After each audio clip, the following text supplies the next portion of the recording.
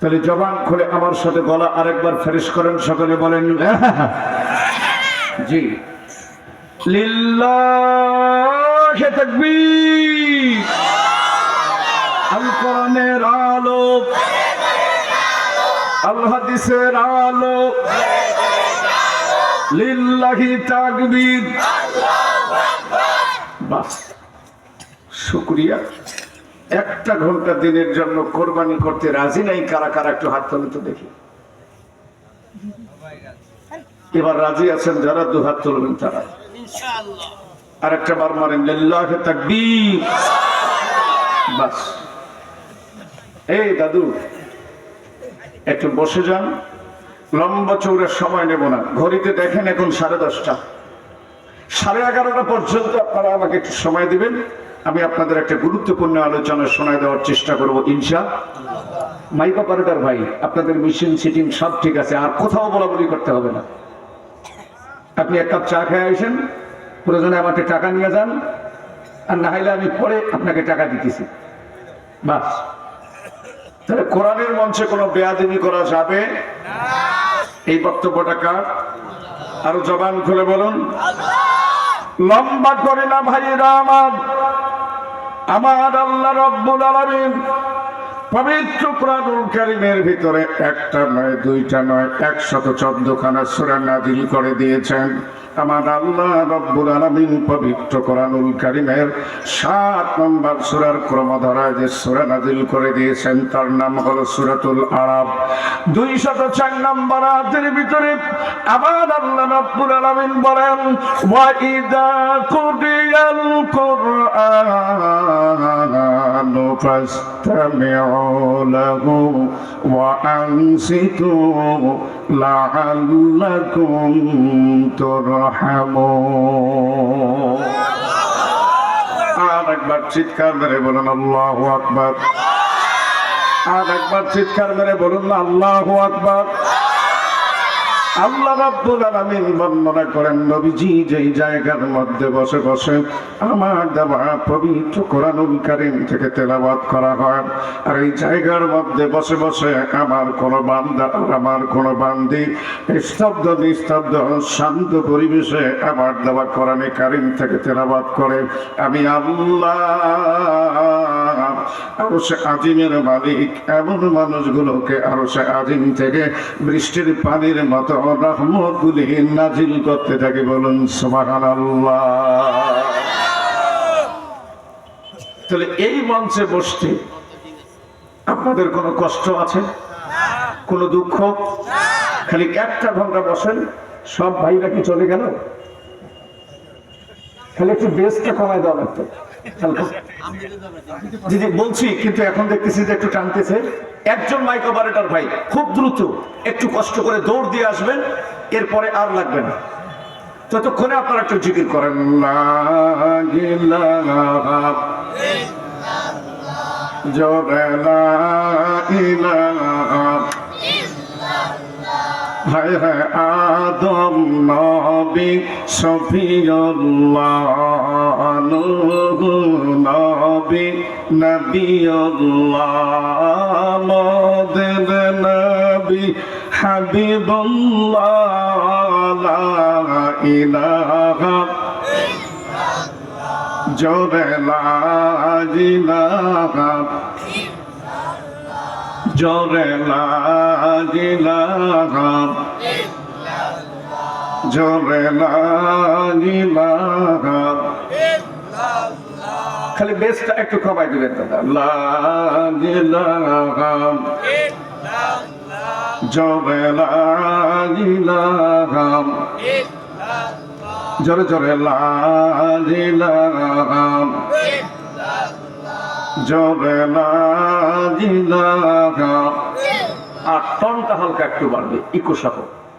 লা ইলাহা ইল্লাল্লাহ, জোরে লা ইলাহা ইল্লাল্লাহ, লা ইলাহা ইল্লাল্লাহ মুহাম্মাদুর রাসূলুল্লাহ।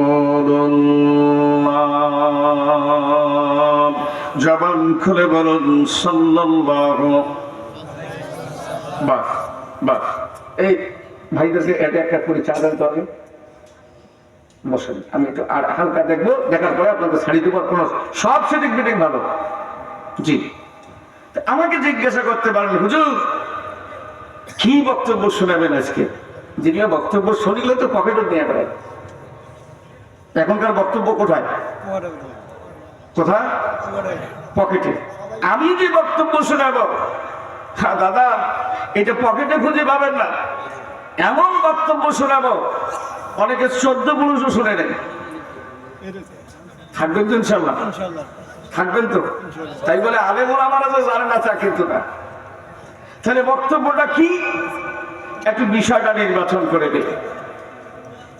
আল্লাহর হাবিব বিশ্ব নবী জনাবে মুহাম্মদ রাসূলুল্লাহ সাল্লাল্লাহু আলাইহি ওয়াসাল্লাম 27 রজবের রাতে আল্লাহর কাছে দেখা করার জন্য গেলেন নাকি? আচ্ছা, খুব বুঝে শুনে আমার প্রশ্নের জবাব দিবেন। তাড়াহুড়া করে জবাব দেওয়ার কোনো দরকার নাই। খুব গভীর মনোযোগ দিয়ে। আল্লাহ রাব্বুল আলামিন দিনে এবং রাত্রে এই পৃথিবীর সমস্ত মানুষের জন্য কত রাকাত নামাজ ফরজ করেছেন? 5 রাকাত। কত রাকাত? 17 রাকাত। ফজরের নামাজ হলো 2, জোহরের নামাজ কত হলো? 6, আসর কত? 10, মাগরিব 3, ইশা কত হলো? কেন এই 17 রাকাত নামাজ তো 20 রাকাতও হতে পারত, 25 রাকাতও হতে পারত, 30 রাকাতও হতে পারত, কিন্তু 17 হলো কেন? কোন কারণ আছে কি? সে কারণটা কি? এটা শোনার দরকার আছে না নাই? আরো জোরে বলেন, আছে না নাই? আমি একটা একটা করে কারণ বলবো আর একটা একটা করে বক্তব্য আপনাদেরকে উপহার দেওয়ার চেষ্টা করব ইনশাআল্লাহ। বাস, আমার আজকের বিষয় হলো 17 রাকাত নামাজ ফরজ হলো কেন। বিষয় কিন্তু শেষ। এখন এটা ধারাবাহিক তাফসীর আপনাদের সামনে উপস্থাপন করব। তার আগে কণ্ঠ ছেড়ে দিয়ে, মনের আবেগ দিয়ে, ভালোবাসা দরদ মাখা কণ্ঠ দিয়ে সবাই আমার সাথে একটা হামদে বাড়ি তারা পাঠ করেন, তারপরে আমি আমার আলোচনায় রওনা করি ইনশাআল্লাহ। সবাই বলবেন আল্লাহ আল্লাহ বলতে বলতে মরম জানো হয় আমাদের। আল্লাহ আল্লাহ বলতে বলতে মরম জানো মরণ কালে জবানে যেন চলে, মরণ কালে জবানে যেন কালিমা নসিব হয়। আল্লাহ আল্লাহ বলতে বলতে মরণ যেন হয় আমাদের। আল্লাহ বলতে বলতে মরণ যেন, মরণ কালে জবানে যেন জোরে মরণ জবানে যেন কালিমা নসিব হয়। আল্লাহ বলতে বলতে মরণ কবর হলো এমন বাড়ি যেই বাড়ির নেই ঠিকানা, এমন অন্ধকার যে কবর যেই ঘরে নেই বিছানা। ঠিক না?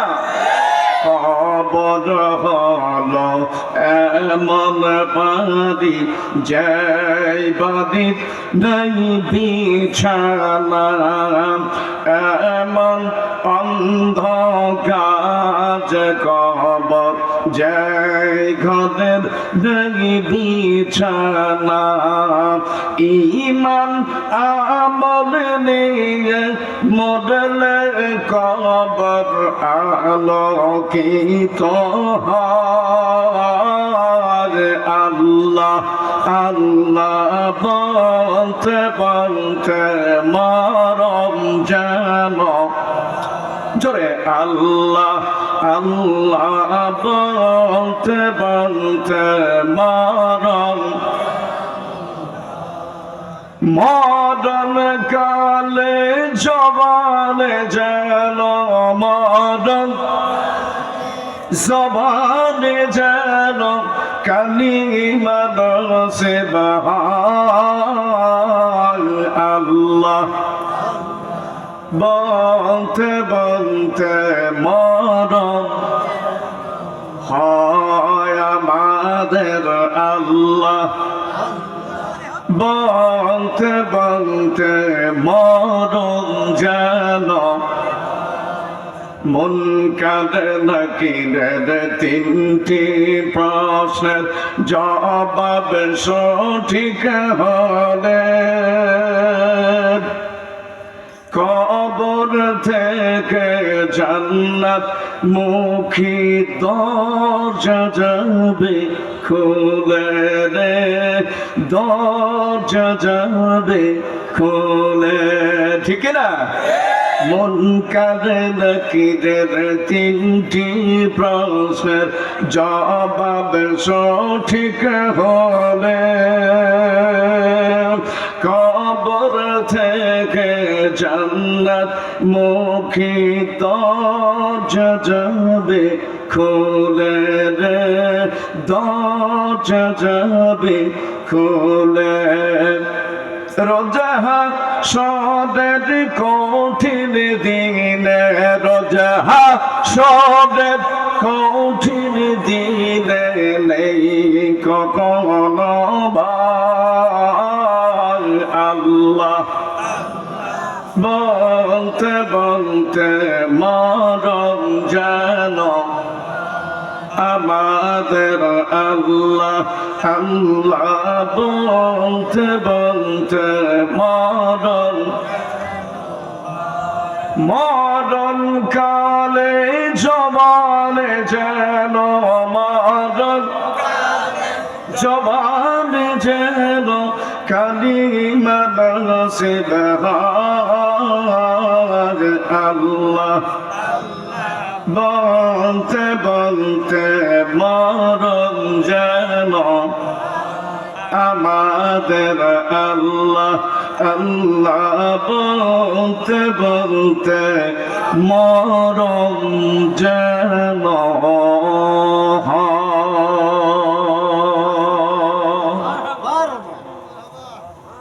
একটি ঘন্টা সময় কোরবানি করা যাবে মাইক অত্যন্ত ভালো আলহামদুলিল্লাহ আমি দোয়া করি আল্লাহ পাক তাদের ব্যবসাকে বারাকা দান করুন সকলে বলে আমিন যাই হোক যান্ত্রিক জিনিস ত্রুটি বিচ্ছুতি হতে পারে সিটিং এন্ড ফিটিং প্রথমে ঠিক হয়ে গেলেই আলহামদুলিল্লাহ প্রিয় ভাইয়েরা আমার তাহলে আমার বক্তব্যের মূল আলোচ্য বিষয় ছিল কি 17 রাকাত নামাজ ফরজ হলো কেন এর মধ্যে ফজরের নামাজ কত রাকাত এই যে আমি 4 রাকাত দেখা 2 রাকাত হলো কেন প্রশ্ন দেখতে পারে কিনা তাহলে জানার দরকার আছে না নাই বাস শুরু করে দেই আমার আলোচনায় যাই তাহলে কয় ঘন্টা সময় শীতের রাত আমি দীর্ঘক্ষণ আপনাদের আলোচনা শোনাবো না আমার আল্লাহ রব্বুল আলামিন এই পৃথিবীতে দুটো মানুষ সৃষ্টি করেছেন একটা হলো আদম আর একটা হলো তার মানে একটা হলো আব্বা আর একটা হলো আল্লাহ রব্বুল আলামিন হযরত আদম আলাইহিস সালাতু ওয়াস সালামকে তৈরি করলেন জান্নাতের বাহিরে, আর হাওয়া আলাইহিস সালাতু ওয়াস সালামকে তৈরি করলেন জান্নাতের ভিতরে। আমার প্রশ্ন হলো, আমার আল্লাহ রাব্বুল আলামিন কেন আদম আলাইহিস সালাতু ওয়াস সালামকে জান্নাতের বাহিরে তৈরি করলেন, হাওয়া আলাইহিস সালাতু ওয়াস সালামকে কেন জান্নাতের ভিতরে তৈরি করলেন? এটা একটা অন্তর্নিহিত গুরুত্বপূর্ণ অ্যাপ্রোপ্রিয়েটলি কারণ আমি আপনাদেরকে জানাই দিয়ে যাই, লম্বা চৌড়া করি না। এই জন্য পুরুষকে জান্নাতের বাহিরে তৈরি করা হয়েছে, হাটে বাজারে এখানে সেখানে প্রকাশ্য অপ্রকাশ্য তারা ঘোরাফেরা চলাফেরা করতে পারবে। এই জন্য আমার আল্লাহ রাব্বুল আলামিন তাকে জান্নাতের বাহিরে তৈরি করলেন। পুরুষদের মতো অবাধ মেলামেশা, পুরুষদের মতো এখানে সেখানে নারীরা যেন যাতায়াত করতে না পারে, এই জন্য আমার আল্লাহ রাব্বুল আলামিন খুব গোপন ভাবে, খুব সিক্রেট ভাবে জান্নাতের ভিতরে মা হাওয়া আলাইহিস সালাতু ওয়াস সালামকে তৈরি করলেন, যেন আল্লাহর বান্দি জান্নাতের ভিতরে যেমন পর্দার ভিতরে আবৃত থাকে। আমার আল্লাহর একটা কায়দা হলো, আজ হোক আর কাল হোক, তারা যেহেতু দুনিয়ার মধ্যে যাবে, তারা যেন পর্দার ভিতরে অবস্থান করে। এই জন্য নারীদেরকে আমার আল্লাহ রাব্বুল আলামিন জান্নাতের ভিতরে তৈরি করেছেন। কিন্তু বেটিরা বাড়ির থাকবে স্যার, এদিকের বেটিরা মনে হয় থাকে, আমাদের ওইদিকে বেটিরা থাকে না। এরা পুরুষের কোনো দামই দেয় না। এরা যেহেতু প্রধানমন্ত্রীর দায়িত্ব গ্রহণ করেছে 16 বছর, আজ আল্লাহর রাস্তায় বাংলাদেশত নাই, ইন্না লিল্লাহি ওয়া ইন্না ইলাইহি।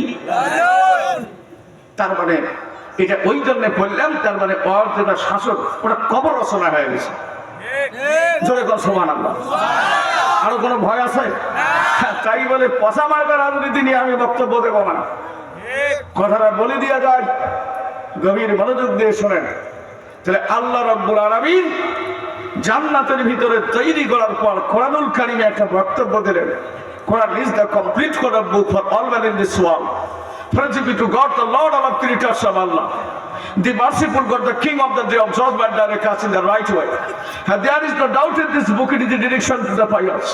আমার আল্লাহ রাব্বুল আলামিন যে কোরআন নাযিল করে দিয়েছেন, complete Quran book for all man in this world, तमाम বিশ্ববাসীর জন্য একটা পরিপূর্ণ জীবন বিধান। বলুন সুবহানাল্লাহ। আমার আল্লাহ রাব্বুল আলামিন এই পবিত্র কোরআনুল কারীমের ভিতরে সূরাতুল বাকারায় গুরুত্বপূর্ণ একটা বক্তব্য দিয়ে আপনাকে আমাকে জানিয়ে দিলেন আদম আলাইহিস সালাতু ওয়াস সালামের ব্যাপারে। আমার আল্লাহ বলেন, ইয়া আদম লা তাকরাবা হাযিহিস শাজারাতা ফাতাকুনা মিনাল যালিমিন। আয় আমার আদম, ও আমার খামারে, জান্নাতের ভিতরে থাকো, চলাফেরা করো, খাওয়া দাওয়া করো, মন যেখানে চায় যাতায়াত করো, কিন্তু আমি আল্লাহ জান্নাতের মালিক পরিষ্কার ভাষায় বলে দিলাম, পরিষ্কার ভাষায় তোমাদেরকে বলে দিলাম, খবরদার খবরদার ওই গাছটার কাছে যাবা না। গাছটার কাছে গেলে তোমরা জালিমদের অন্তর্ভুক্ত হয়ে যাবা। ইতিপূর্বে যাই হোক, আল্লাহ রাব্বুল আলামিন এই কমান্ডটা করানোর পরে শয়তানের প্রবঞ্চনায় হোক আর নিজের নফসের তাড়নায় পড়ে হোক, আদম আলাইহিস সালাতু ওয়াস সালাম কিন্তু গুনাহটা করে ফেলেছেন। ঠিক না ঠিক? এবার আমার আল্লাহ খুশি না বেজার? আল্লাহ রাব্বুল আলামিন আদম আলাইহিস সালাতু ওয়াস সালামের শরীরের মধ্যে যে জান্নাতি পোশাকটা ছিল, আর হাওয়া আলাইহিস সালাতু ওয়াস সালামের শরীরের মধ্যে যে জান্নাতি পোশাক ছিল, আমার আল্লাহ আদেশ দিয়ে দিলেন জান্নাতি পোশাকগুলো যেন খুলে যায়।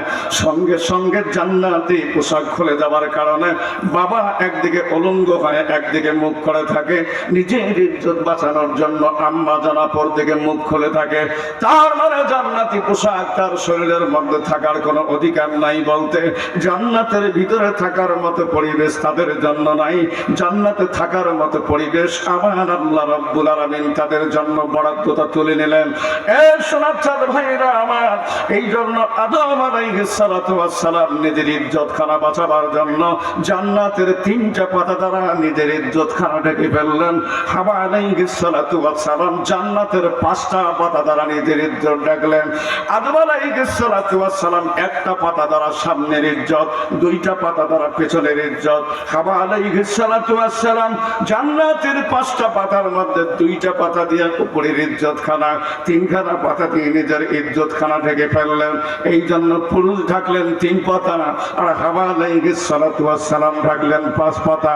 এই জন্য সোনাচাঁদ ভাইরা রে আমার, যখন কোনো বান্দা আর কোনো বান্দি ইন্তেকাল করে কবর নামক জায়গার মধ্যে যখন রওনা করে, এই জন্য পুরুষদের জন্য বরাদ্দ হলো 3 কাপড় আর মহিলার জন্য বরাদ্দ হলো 5 কাপড়। এই যে 3 কাপড় আপনি পড়ান কোথায় পেলেন?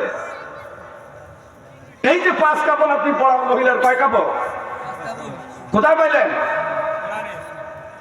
এই যে জান্নাতের ভিতরে আদম আলাইহিস সালাম কয় কাপড় বললেন? 3, আর মহিলা মানুষ 5। তার মানে আদম আলাইহিস সালামের জন্য ফরজ হলো 3 পিস। কয় পিস? আর মহিলা মানুষের জন্য ফরজ হলো কত? 5 পিস। কি সমস্যা হলো? প্লিজ আমাকে ডিস্টার্ব দেবেন না, প্লিজ।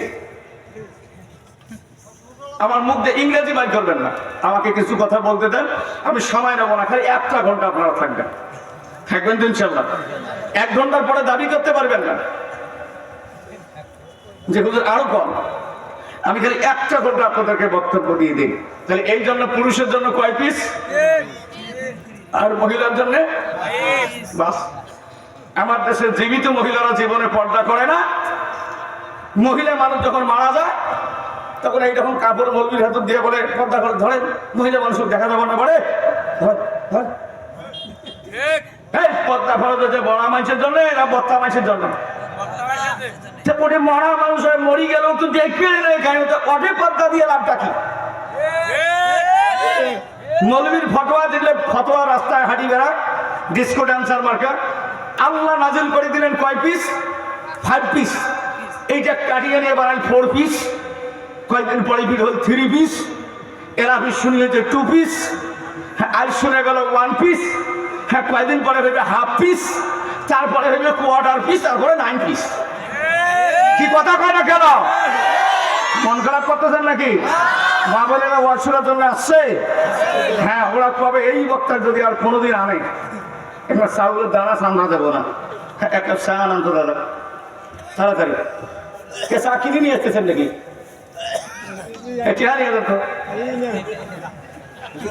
না,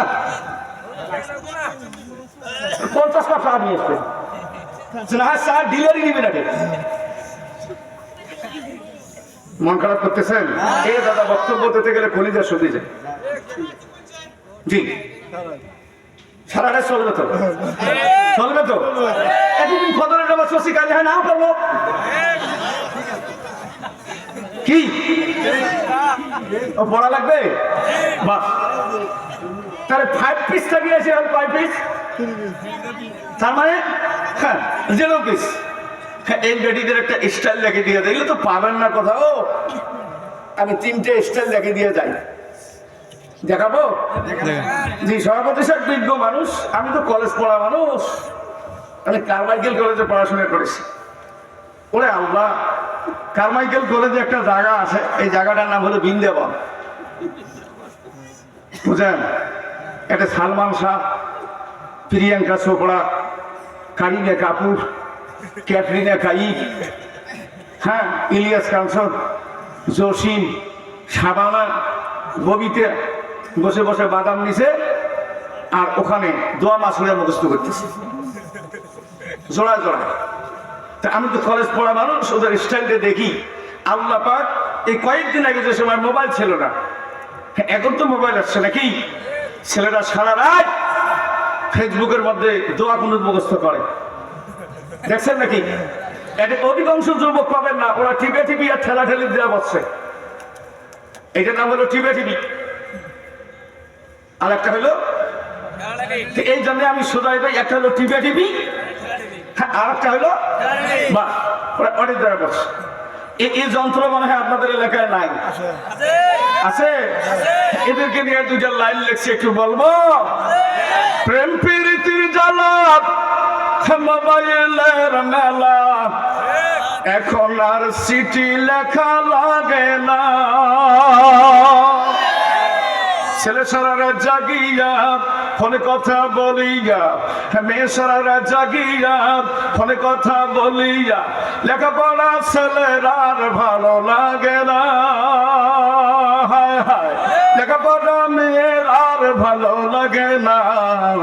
মোবাইল ফোন আসিল কি দোলা লাগিল, ফজরের ঘুম তো সোনার ভাঙলো। ওরে বা, এটা সুন্দর বলছেন, জোরে গান সুবহানাল্লাহ। হ্যাঁ, এটা সুবহানাল্লাহ কবে? হ্যাঁ, মন খারাপ করতেছেন? হ্যাঁ, রাত যখন 12টা বাজে তখন ওদের দিন হয়। বলবো আর দুই একটা লাইন। রাত 12টার পরে মোবাইলটা অন করে, চোখের পাতায় ঘুম আসে না, সারা রাত জাগিয়া ফোন আলাপ করিয়া, সারা রাত জাগিয়া ফোন আলাপ করিয়া বলে মোর বন্ধু শোনা ভইল না। মোবাইল ফোন আসিল কি দোলা লাগিল, ফজরের ঘুম তো পোলার ভাঙলো। এত সুন্দর ঘুম পড়ে পোলার, দোয়া করবেন না সারা রাত ঘুম পড়ে। মন খারাপ করতেছেন নাকি? এরকম যুবক ভাইরা মনে হয় এখানে আসে নাই? কয়জন আছে একটু হাত তোলে তো দেখি।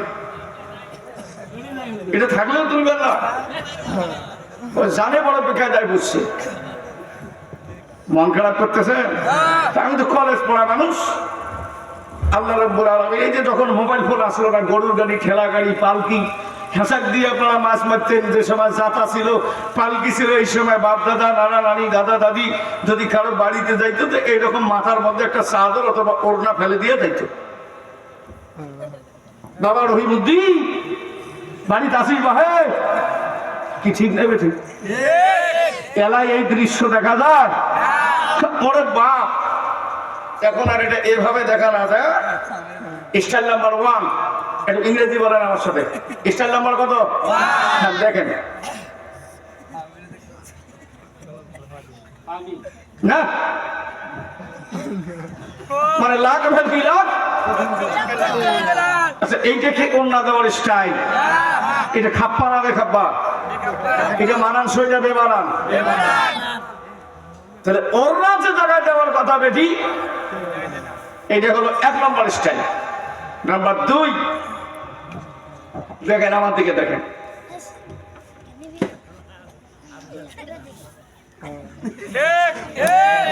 আমি খোলামেলা বলি না, মা বোন সবারই আছে। তার মানে ওড়না দিছে গালা। যদি ওড়না যেভাবে দিল, যদি থুপনি না থাকতো, 7 আসমান ভেদ করি ওড়না একেবারে উপরে চলে যেত। কথা বলতে থাকলে বলেন ঠিক না ঠিক? এটা স্টাইল নাম্বার কত? এই দাদা কথা কয় না কেন? স্টাইল নাম্বার কত? এবার 3 নম্বর, নাম্বার 3 বলে দেওয়া যায়। দেখেন আমার দিকে,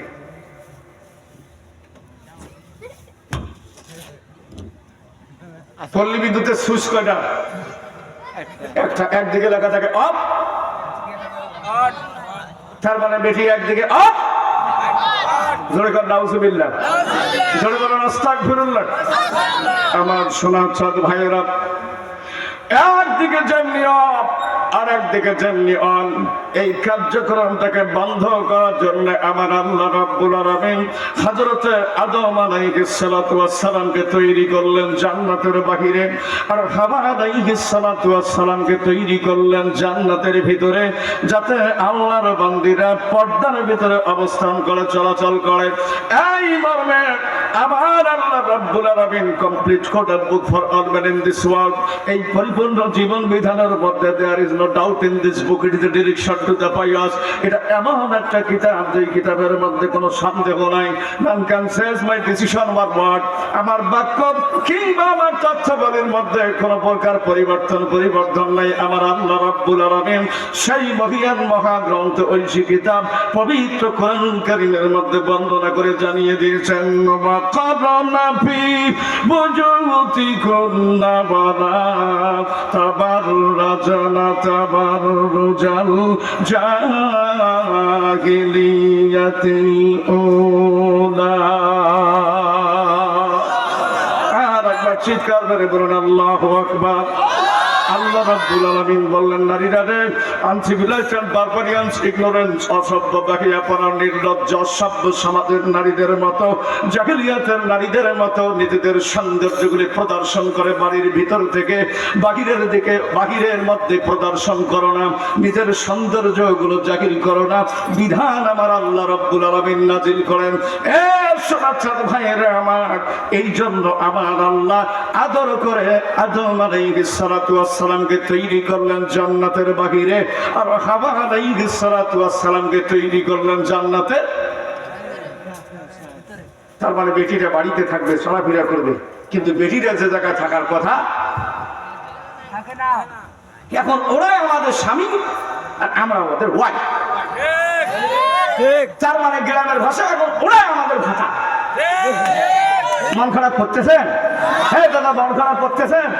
আমি উত্তরবঙ্গের মানুষ, তো আমি একটু খোলামেলা বক্তব্য দেওয়া পছন্দ করি। কথাটা বলি দেই, জি, লম্বা চৌড়া করি না স্যার। একটা ঘটনা বলি দেই। আমাদের ঢাকা শহরে একটা পরিস্থিতি আছে, আমরা গেলেই আমাদেরকে কয় মফিস, ঠিক আছে? আমি ঢাকা শহরে বাস করার জন্য গেলাম, আশুলিয়া থানা। বাস আমরা 3টে বক্তা, 3 ডিস্ট্রিক্ট থেকে আসছে। আমার কিষান, আমি রংপুরের মফিস। কেন বললাম? 2 বক্তা 2 ঘরত বসছে, আমি মাঝত বসছি। তো ওই 2 বক্তা কি কোন ঘরত কয় ওটা কিন্তু আমি শুনি। এক বক্তা ঢাকার বক্তা বলতেছে, দেখি আজ মফিজ এলাকার বক্তা আছে, কি করে। এই যে শুনি, আমার মনটা ফ্রিজের পানির মতো ঠান্ডা হয়ে গেল নাকি। হ্যাঁ, মেজাজ নরম না গরম? আর যারা বলে নরম না গরম, মনে মনে নিয়ে ফেললাম, আল্লাহ মফিজ কাহাকে বলে, ওইটা কত প্রকার এবং কি কি, এটা সুদে আসলে আজ বুঝি দেওয়া দরকার। আমি স্টেজে যাওয়ার পরে, আমার আলোচনা করার পরে আমি জিজ্ঞাসা করলাম, দাদা আপনারা বলেন, আমি উত্তরবঙ্গ থেকে আসছি, আমাদের একটা আলাদা পরিচিতি আছে।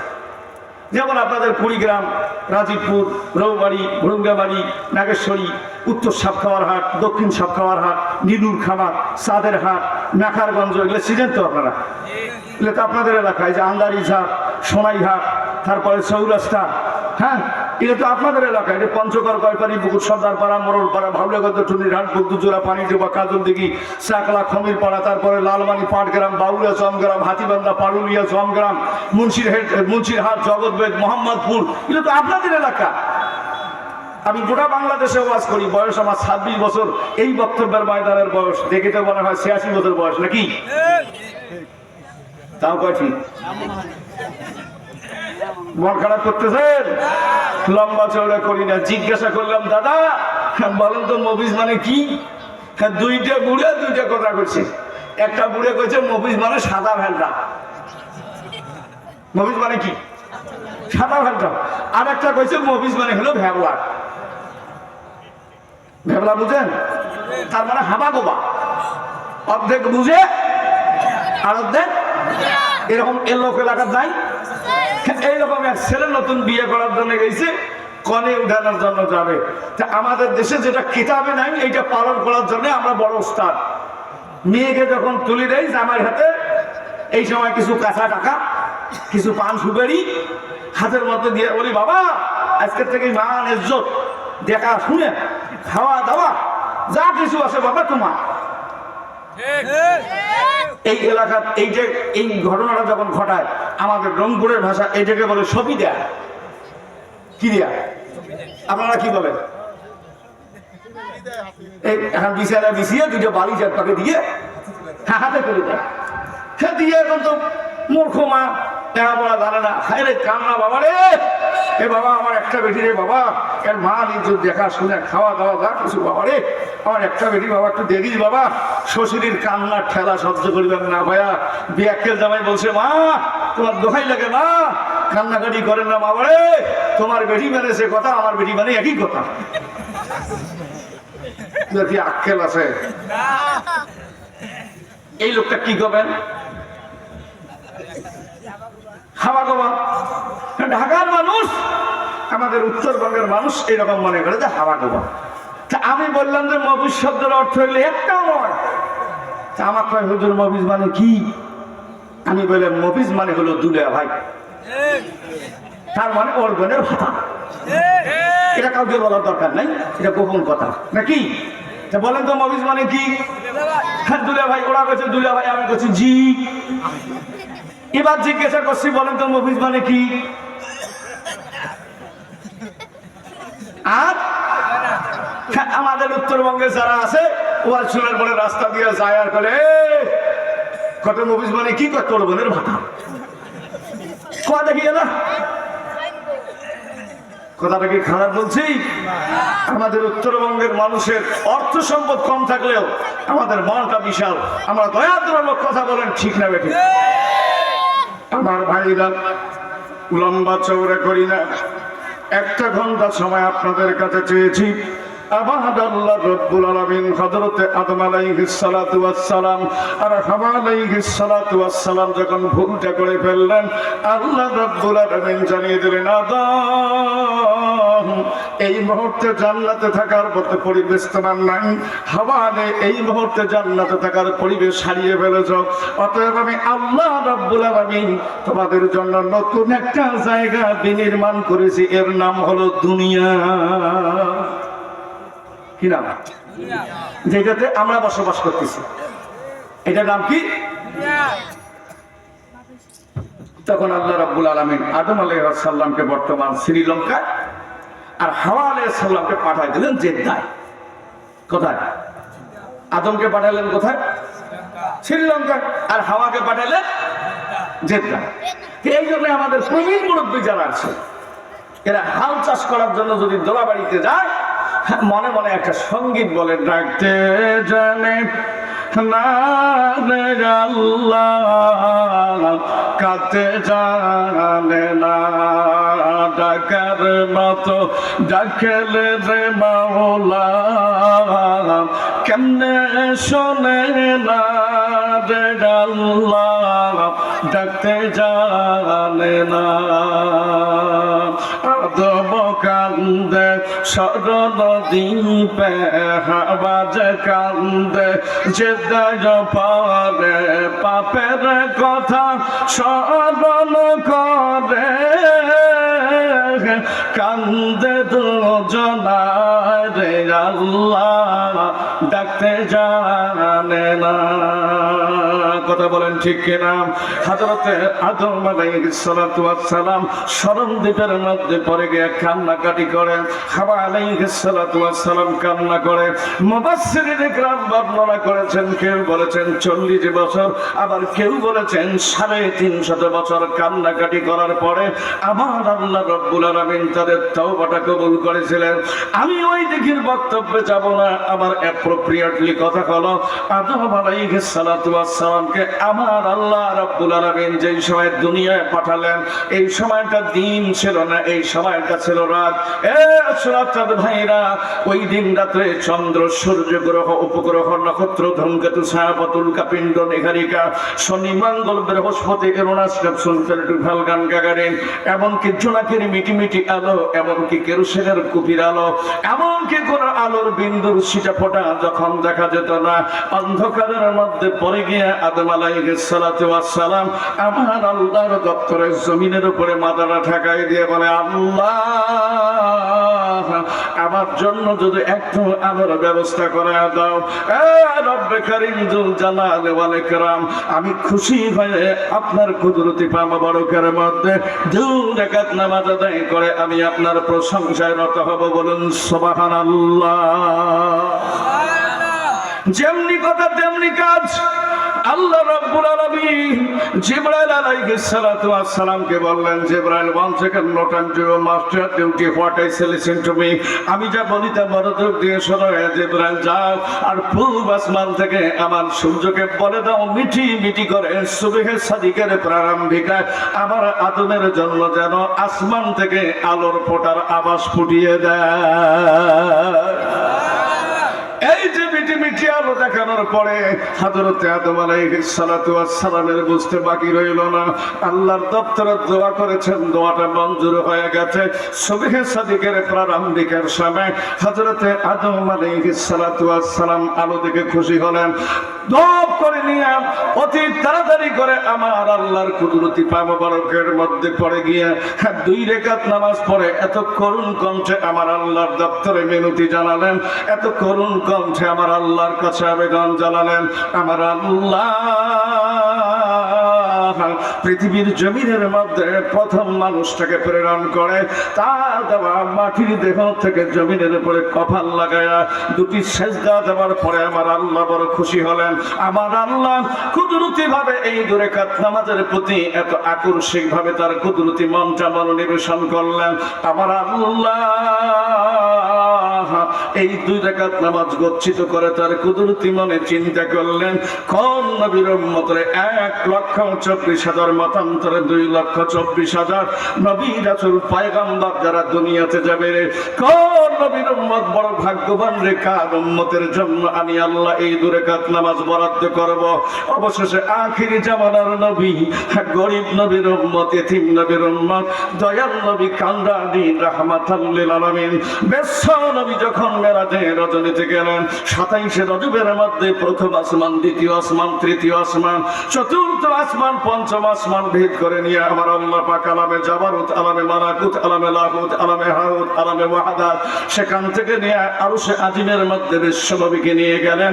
আমার আল্লাহ আদম আলাইহিস সালাতু ওয়াস সালামের ওই 2 রাকাত নামাজ উম্মতে মুহাম্মাদের জন্য কিয়ামত পর্যন্ত ফরজ বানায় দিলেন। বলুন সুবহানাল্লাহ।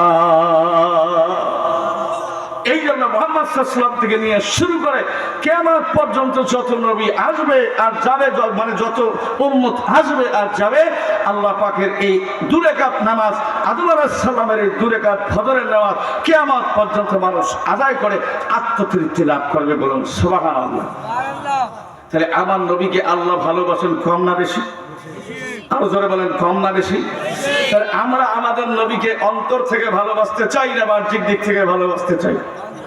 আমাদের অন্তরে নবীর ভালোবাসা 100% থাকবে না 50%? তাহলে 100 থাকার দরকার আছে না নাই? যদি থেকে থাকে সেই নবীর সাথে একটা নাচ শরীফ বলে দিয়ে আমি দ্বিতীয় বক্তব্যের মধ্যে চলে যাব ইনশাআল্লাহ। সবাই জবান খুলে বলেন, আমার জান মদিনা, আমার প্রাণ মদিনা, ভুলে যেতে চাইলে ভোলা যায় না, ভুলে যেতে চাইলে বলা যায় না। সবাই বলেন উচ্চ আওয়াজে, আমার জান মদিনা, আমার প্রাণ মদিনা, আমার জান মদিনা, আমার প্রাণ মদিনা, ভুলে যেতে চাইলে ভুলে যেতে চাইলে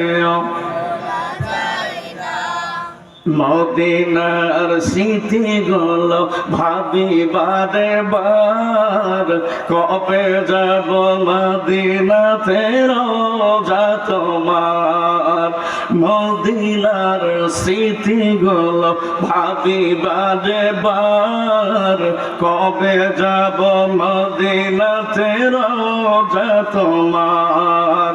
প্রিয় নবীর প্রেমে আমি, প্রিয় নবীর প্রেমে আমি হলাম দিওয়ানা, আমার জান মদিনা, আমার প্রাণ মদিনা, আমার জান মদিনা, আমার প্রাণ মদিনা, ভুলে যেতে ভোলা যায় না, ভুলে যেতে বলা যায় না, বদর আছে, খন্দক আছে, আছে বহুদের পাহাড়। নবীর লাগে এই আশিকের ব্যথার পাহাড়। বদর আছে, উহুদ আছে, আছে খন্দকের পাহাড়। নবীর লাগি এই আশিকের ব্যথার পাহাড়। দেখা দেন গো দয়ার নবী, দেখা দেন গো মায়ার নবী, শাহে মদিনা আমার জান মদিনা, আমার প্রাণ মদিনা, আমার জান, আমার প্রাণ মদিনা। ভুলে যেতে ভোলা যায় না, ভুলে যেতে ভোলা যায়। হায় হায় টাকা দিও, পয়সা দিও, ওহে রব্বানা, সময় আর সুযোগ হলে যাব মদিনা। ঠিক না? টাকা দিও, পয়সা দিও, ওহে রব্বানা, সময় আর সুযোগ হলে যাব মদিনা। কবুল করো এই বাসনা, কবুল করো এই বাসনা, ওহে রব্বানা আমার জান মদিনা, আমার প্রাণ মদিনা, আমার জান প্রাণ মদিনা।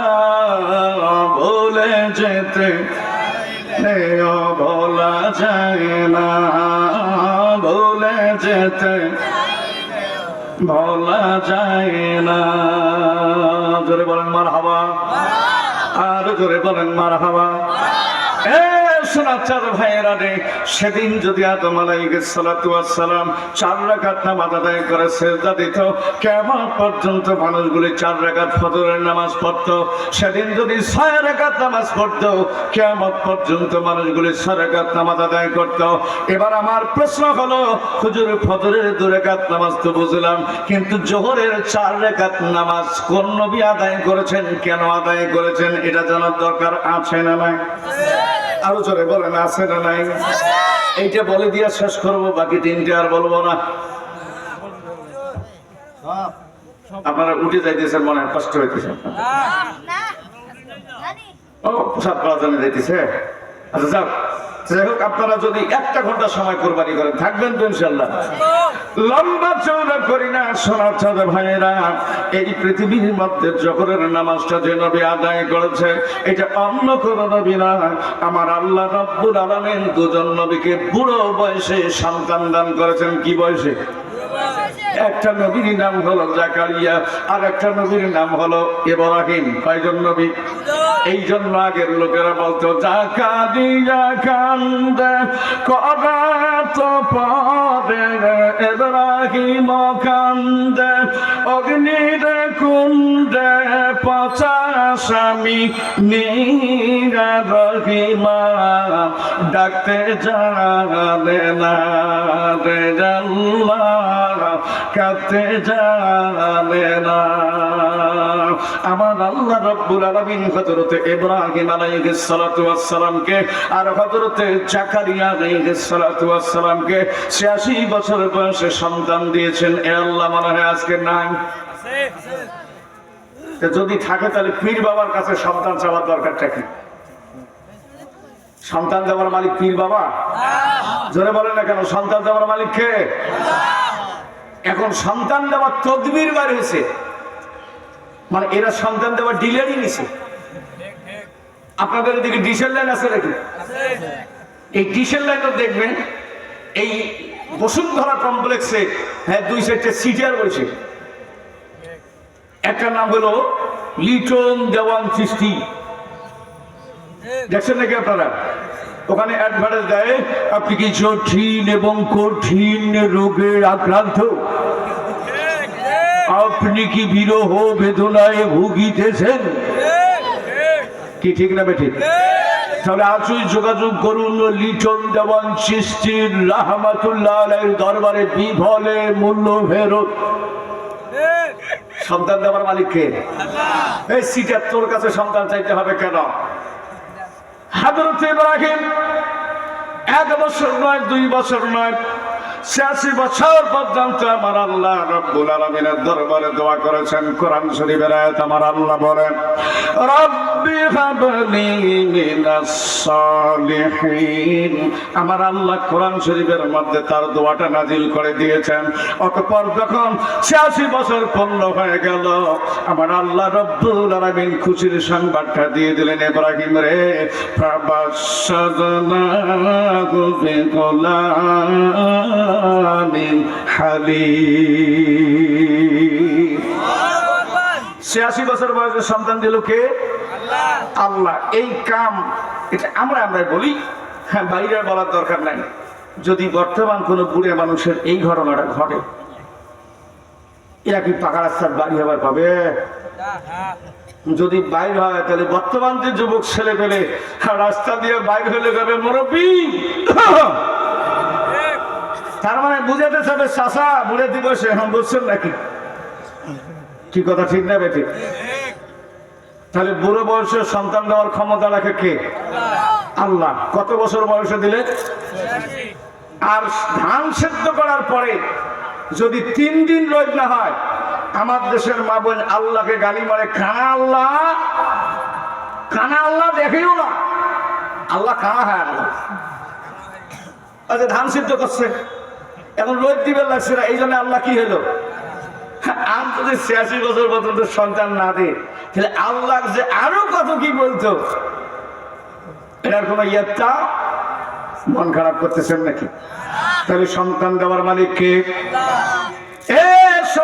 ভাইয়েরা আমার, একে তো 86 বছর বয়সে আমার আল্লাহ রব্বুল আলামিন সন্তান দিয়ে দিলেন। এ সোনাচাঁদ ভাইরা রে, আল্লাহ রব্বুল আলামিনের খলিল, আল্লাহর বন্ধু, আল্লাহর পয়গাম্বর চিন্তা করলেন, আল্লাহ সন্তানটাকে নিয়ে আদর যত্ন করে বুকের মধ্যে আগলিয়ে রাখবো। কিন্তু সোনাচাঁদ ভাইরা রে, আমার আল্লাহ হুকুম দিয়ে দিলেন, ইব্রাহিম এই সন্তানকে তোমার কাছে রাখা যাবে না, বনবাসে দিয়ে দাও। ইব্রাহিম তো বলতে পারতো, আল্লাহ একে তো বুড়ে বয়সে সন্তান দিলেন, একটু ছেলেকে নিয়ে একটু আদর আপ্যায়ন করবো, ফির আপনি বনবাসে দিবেন বলতেছেন, আল্লাহ এটা কি আপনার বিবেক? তিনি কি বলছেন এ কথা? আরো জোরে বলেন, বলছেন? কারণ এ কথা তার পক্ষে বলা, আমরা হলে বলি ফেলতেন। মন খারাপ করতেছেন না? বাস এ ভাইয়েরা আমার, লম্বা করি না, গভীর রাত হয়ে যাচ্ছে। কথাটা আমি আপনাদেরকে জানাই দিয়ে যাই রে, 1 ঘন্টা আমি সময় চেয়ে নিয়েছি। গভীর মনোযোগ, লম্বা করি না। সন্তানটাকে বনবাসে বাঁচানোর পরে আবার আল্লাহ রব্বুল আলামিন সন্তানটার বয়স বানায় দিলেন 10 থেকে 11, কেউ বলেন 10 থেকে 13, বাকিটা আল্লাহ ভালো জানেন। সন্তানটা বাড়ির মধ্যে আসাবার পূর্বে, বাড়ির মধ্যে যখন সন্তান নিয়ে আসলেন, আমার আল্লাহ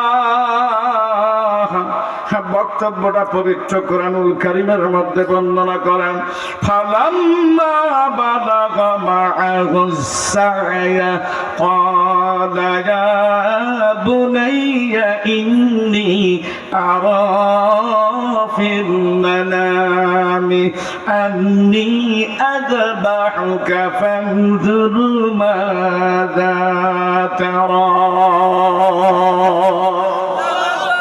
আল্লাহ রাব্বুল আলামিন বললেন, ফালাম্মা বালাগা মাআহুস সা'য়া, যখন সন্তানটা কাজ করার মতো বয়স উপনীত হলো, ক্বালা ইয়া বুনাইয়া, ইব্রাহিম বললেন, হে আমার সন্তান, ইন্নী আরা ফিল মানামি, আমি স্বপ্নের মধ্যে আদিষ্ট হয়েছি, দেখেছি, প্রত্যাদেশ পেয়েছি, আন্নী আযবাহুকা ফানজুর মাযা তারা, এ আমার সন্তান, আমি ইব্রাহিম আপন হাতে পিতা হয়ে পুত্রের গালে ছুরি দিয়ে আমি জবাহ করতেছি। এ আমার সন্তান রে, আমি যদি এই কাজটা করতে চাই, তোমার মতামতটা কি? বলিষ্ঠ কণ্ঠে সন্তান জবাব দিয়ে দিল, ক্বালা ইয়া আবাতি আল মা তুমার সাতাজিদুনি ইনশাআল্লাহু মিনাস সাবিরিন। সন্তান জবাব দিয়ে দিলেন, আব্বা এই আদেশ যদি আল্লাহর পক্ষ থেকে হয়ে থাকে, 1 সেকেন্ড নো টাইম, এক মুহূর্ত আপনি দেরি করবেন না, আমাকে তাড়াতাড়ি আল্লাহর দেশের মেহমান বানায় দেন। আপনার আমার ছেলে হলে যদি আমরা এটা বলতাম, এরা বলতো, আব্বা আপনি বিড়ি খেয়ে রাত্রে শুনত, সিগারেট টিগারেট খান, এই জন্য আপনি মাথা ঘুরছে, আপনি আর বাজে স্বপ্ন দেখার টাইম পান না, আমাকে জব করার জন্য করছি। কথা ঠিক রে বেঠিক? হ্যাঁ, যদি আব্বা বেশি বাড়াবাড়ি করতো, টোপলা টাপলি এইরকম বান্দি নিয়ে, হ্যাঁ বসকা গাঠি সহ একবারে ঢাকা চলে যেত। কথা ঠিক না বেঠিক? হ্যাঁ, আব্বা তোরা তোমার স্বপ্ন নিয়ে থাকো, আমি ঢাকা চলে গেলাম। ঠিক না বেঠিক? কিন্তু ওই সন্তান এমন কথা বলে নাই, বলছেন, আব্বা এই স্বপ্নটা যদি মাবুদ প্রতিপালক আমার আল্লাহ রাব্বুল আলামিনের পক্ষ থেকে হয়ে থাকে, দেরি করবেন না, তাড়াতাড়ি করে আল্লাহর দেশের মেহমান বানায় দেন। এবার ইব্রাহিম খুশি রে বাজার? আরো জোরে বলেন, খুশি রে বাজার? বাস, এবার একটা তরবারি নিলেন আর এক গাছা রশি নিয়ে হযরত ইব্রাহিম আলাইহিস সালাম মিনার দিকে যখন জবাই করার জন্য নিয়ে যাবেন, তখন শয়তান লাগলো পাশ। শয়তান বলতেছে, ইসমাইল রে, তোমার জবাই করার জন্য নিয়ে যাও, তোমার কি জীবনে কোনো মায়া নাই? তোমার জীবনে কোনো ভয় নাই? তুমি পালে যাও। তখন সঙ্গে সঙ্গে কয়টা পাথর নিয়ে শয়তান কষি ঢেল মারছে। 3 জায়গায় শয়তান বাধা দিছে, 3 জায়গায় হাজী সাহেব হজ করার জন্য গেছিল, জিজ্ঞাসা করেন 3 জায়গায় ঢেল মারা লাগে। তাহলে যা কাক ঢেলায় শয়তান, তাই না? এখন আমার দেশে যারা হজ করার জন্য যায়, কুড়িগ্রাম শহরে যেটা দামি জমি, এইটা লেখি দেয় বেকার, আর যেটা কুত্তেও যায় না, বকরি ছাগলও ঘাস খাবার যায় না, জি জি জি জি, এইটা কাক দেয়, তাও 3 শতক দিয়ে খাওয়া মারে, চলে একটা 20 টাকার সম্পদ লেগে দিলে বেটা, আর 3 শতক মাটি লেগে দিলে ওটা আবাদ হয় না, খালি পানি ভরিয়ে ওটা ভরা হয়ে থাকে। এই হাজী সাহেব যদি শয়তানক ঢেলায়, শয়তান মনে মনে কইবে, বাংলাদেশ থেকে যে বড় শয়তান আসছে রে, আমাকে ঢেল মারাচ্ছে, এর মতো শয়তান বাংলাদেশে থাকলে আমার না গেলেও চলবে। কি কথা ঠিক? দাদা কথা ঠিক? এই জন্য ছেলে হোক মেয়ে হোক, তাদের ন্যায্য হক পালন করিয়ে তারপরে হজে যাইতে হবে।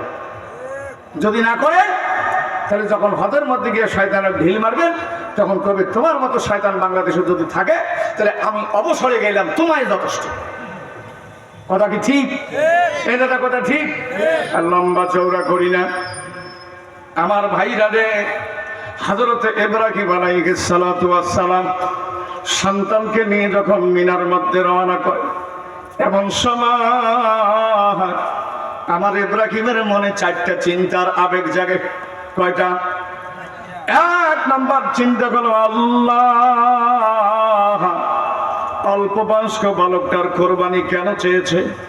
2 নাম্বার চিন্তা হলো, মাওলা রে, একটা রাত আমার হাজেরা আমার ইসমাইলকে ছাড়া ঘুমায় না, আজকে যদি কোরবানি করে দেই, কারে নিয়ে রাত্রে ঘুমায়া যাবে। 3 নাম্বার চিন্তা করো, আল্লাহ আমার স্ত্রী যদি জিজ্ঞাসা করে আমি কেমনে করে ইসমাইল রে আপন হাতে কোরবানি দিয়েছি, আমার কি মায়া লাগে নাই রে, আমার কি আফসোস লাগে নাই, কি জবাব দেব? 4 নাম্বার চিন্তা করলেন, আল্লাহ কিভাবে কোরবানি দেখলে আপনি সন্তুষ্ট হবেন? কয়টা চিন্তা? আরো জোরে বলেন, কয়টা? 4টা চিন্তা করার পরে তরবারি খানা নিয়ে কোরবানির গরু নিয়ে যেমনি আপনি দাঁড়িয়ে যান, গরুটাকে শোয়াতে যাবেন, গরুটারও জীবনের মায়া থাকে কি থাকে না?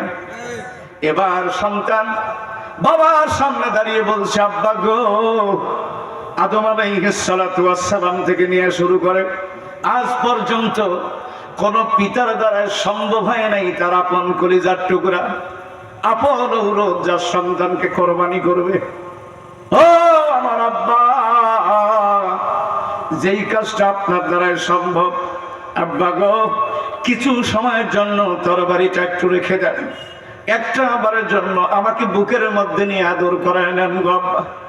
আমার আব্বা গো, কপালখানা একটু আমার দু ঠোঁটের মধ্যে লাগায় দেন, সে চুমুটা একটা বারের জন্য দিয়ে দেব।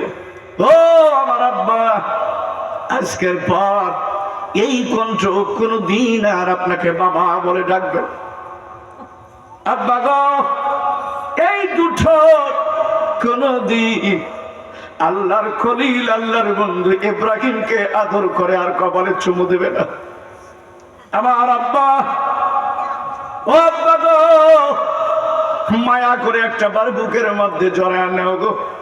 আজকের এই বুকে জড়ানো, আজকের এই জীবনের শেষ দেখা কিয়ামতের ময়দান ছাড়া আর কোনোদিন হবে না। হযরত ইব্রাহিম হাউমাউ করে কেঁদে উঠলো, বাবা রে, এমন দরদ মাখা কথাগুলো আরো বলো না। চোখের পানিগুলো গড় গড় করে জমিনের উপরে যখন পড়ে যায়, সন্তান কান্দে, বাবা কান্দে। আজকের পরে আর কোনদিন পিতা পুত্রের সঙ্গে এই দুনিয়ায় দেখা হবে না। সন্তান জানিয়ে দিলেন, আমার আব্বা, 2 নম্বর আর একটা কথা বলে দিয়ে যায়, আপনি যখন আমাকে জবাহ করবেন, জানি গো পিতা কখনো সন্তানকে জবাহ করতে পারে না। আব্বা, আপনি দুর্বল হয়ে যাবেন, আপনি হয়তো অস্থির হয়ে যাবেন। আমার আব্বা জীবনের মায়া, সব চাইতে বড় মায়া। ও আমার প্রিয় আব্বা গো, কথাটা বলে দেই, জীবনের মায়ায় ছটফট করতে গিয়ে যদি আমার নাপাক পা, অপবিত্র পা আপনার শরীরের মধ্যে লেগে যায়, বড় বেয়াদবি হয়ে যাবে। আব্বা গো, এই জন্য গরু ছাগলের হাত পা যেমনি বেঁধে ফেলে, আপনি আমার আপন দুখানা হাত বেঁধে ফেলবেন, আমার পা দুখানা বেঁধে ফেলবেন। ও আব্বা, আমি যদি জীবনের মায়ায় ছটফট করি, আমার নাপাক মা, অপবিত্র পা যেন আল্লাহর খলিল, আল্লাহর বন্ধু পবিত্র নবুয়তের চেহারার মধ্যে লেগে গিয়া কলঙ্কিত না হয়ে যায়।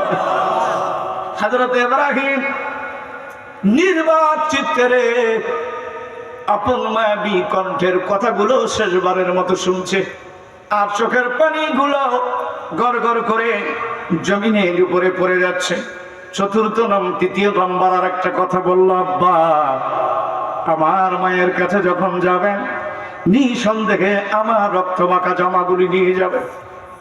এ আব্বা, আমাদের মতো কপাল পড়া অনেক সন্তান আছে রে, শেষ বয়সে বাবা দুর্বল হয়ে যায়, 4-5 ভাইয়ের গরিব সংসার, আব্বাকে এক মুঠো ভাত দেওয়ার জন্য কোনো কুলাঙ্গারের জন্য কোনো তৌফিক হয় না।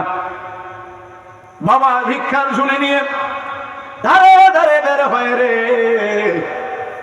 এ কপাল পড়া সন্তান, শুনে রাখ, জেনে রাখ রে, ওই দরদি বাবা তোর কারণে জীবনে ভিক্ষা করতেও লজ্জাবোধ করে নাই। এই 2 ঈদের দিনে, এই তো গত ঈদে আমি যখন বাজারের মধ্যে যাই, একজন বয়োবৃদ্ধ মানুষ লাঠির উপর ভর করে ভিক্ষা করে ঠুকুর ঠুকুর করে আমার কাছে আসে। বাবা রে, দে রে, কয়েকটা টাকা দে, আমার ছেলেটা, ছোট্ট ছেলে, সকলের ছেলে মেয়ে নতুন জামা কাপড় পরে ঈদগাহে যাবে, আমার একটা ছেলে পুরনো জামা পরা যাবে রে, আমার বাবার মনটাতে বড় আঘাত লাগবে। আমি জিজ্ঞাসা করলাম, বাবাজি, আপনার কি কোনো ছেলে মেয়ে নাই? বলল, না রে বাপ, বৃদ্ধ বয়সে আল্লাহ একটা সন্তান দান করেছে, যে সময় আমার শক্তি নাই, যে সময় আমার ক্ষমতা নাই, যে সময় আমাকে কেউ কাজে কর্মের মধ্যে নেয় না, বাবারে দে দে, আল্লাহ তোর ভালো করবে। চিন্তা করে দেখলাম, যেই সন্তান বাবা মার জন্য, যেই সন্তান বাবা, যেই সন্তান মা নিজের সন্তানের জন্য ভিক্ষা করতে লজ্জাবোধ করে না, এমন কুলাঙ্গার সন্তান আছে রে, যে বাবার গালা ধাক্কা দিয়ে ফেলে দেয়।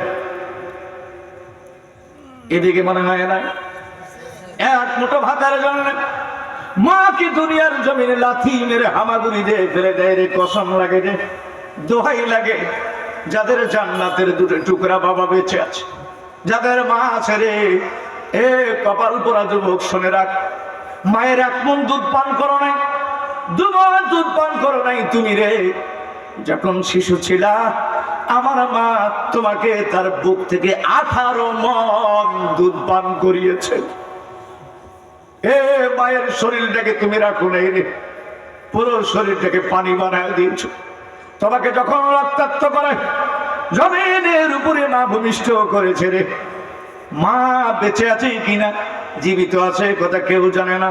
তামাম পৃথিবীর ব্যথাগুলি যদি এক পাল্লায় সেদিন তুলে দেওয়া হতো, আর তোমাকে আমাকে প্রসাব করার বেদনার পাল্লাটা যদি আর এক পাল্লায় তুলে দেওয়া হতো রে, আমার মায়ের সন্তান প্রসবের বেদনার পাল্লাটা তামাম দুনিয়ার চাইতে ভারী হয়ে যেত।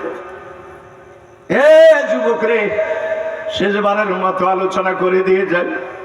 খেতে দিতে না পারো দুঃখ নাই, বাবাকে দেখতে না পারো দুঃখ নাই, সকালবেলা উঠে বাড়িতে নেক নজরে যদি আল্লাহর বান্দা প্রিয় আব্বা আর আম্মার দিকে নেক নজরে তাকাও রে, তোর সৌদি আরবে গিয়ে হজ করতে হবে না, তোর বাড়ির দরজায় 2টি হজ আল্লাহ জীবিত রেখেছে। আল্লাহ পাক 2টি মাকবুল হজের সব আল্লাহ তোর আমল নামায় লিখে দিয়ে দিবে। লম্বা চৌড়া করি না, আমার আব্বা পরিশেষে আর একটা কথা বলে দিয়ে যায়। রক্ত মাখা জামাগুলি নিয়ে আমার মায়ের কাছে যখন যাবেন, আমার মা এটা দেখার পর হয়তো পাগল হয়ে যাবে রে, আমার মা বড় হতবিহ্বল হয়ে যাবে। এ স্বামী কেমনে পেরে চলে আমার কলিজার টুকরাকে জব করে ফেলতে। এ স্বামী গো, তোমার মনে কি কোনো মায়া লাগে না? তোমার মনে কি তোমার অন্তরে কোনো বাধা মানে নাই? যে ছেলেটা আব্বা বলে ডাক করে বুকের মধ্যে নিয়ে আদর করতে, কপালের মধ্যে কতবার তাকে চুমু দিয়েছে, আমার এই দুটুটে কতবার তাকে চুমু দিয়েছি। এ কপাল পোড়া যেই ঠোঁট দিয়ে তুমি আজকে বাবা মাকে অপমান করো, তোমার এই চন্দ্রমাকা মুখে আমার মা কত হাজার বার চুমু দিয়েছে, আমার বাবা কত হাজার বার চুমু দিয়েছে। তুমি কম্পিউটার দিয়ে গুণে শেষ করতে পারবে না। তুমি যখন অসুস্থ হয়ে চলে ডাক্তারের কাছে গিয়ে মা এমন হয়েছে পা ধরেছে রে ডাক্তার, আমাকে মা ডাক থেকে বঞ্চিত করি না, চিকিৎসা করো, ভিক্ষা করে হলেও তোমার টাকা পরিশোধ করবো। এ কপাল পোড়া রে, কেবলে রে ওই বাবারে গালা ধাক্কা দিয়ে বেড়ে দাও, কেবলে মাকে এক মুষ্টি ভাত দিতে বিরক্ত